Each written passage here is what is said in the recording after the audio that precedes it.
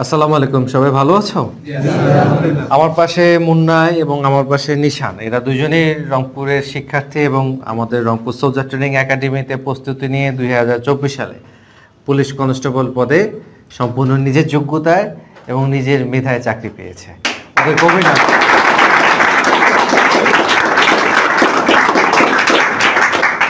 মুন্না কত তারিখে চাকরি পাওয়ার খবর শুনলা?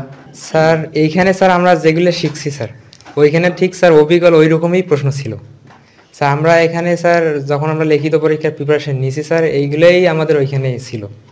মানে প্রায় সবগুলাই ওইখানে বলা যায় যে কমন প্রায় স্যার। প্রায় 1100 জন প্লাস পরীক্ষা দিল, সেখান থেকে চান্স পাইলো লিখিত পরীক্ষায় মাত্র 302 জন আছে। ভয় পাও নাই তো? না স্যার, আর তাছাড়াও স্যার আমার ভয় মানে কেটে যাওয়ার আরেকটা কারণ হচ্ছে স্যার আপনার কাছে আমি ভাইবে দিয়েছিলাম স্যার। এরকম একটা শিক্ষক পাওয়া আমাদের খুব গর্বের বিষয়, যে আসলে এরকম শিক্ষক আমি কখনো দেখিনি।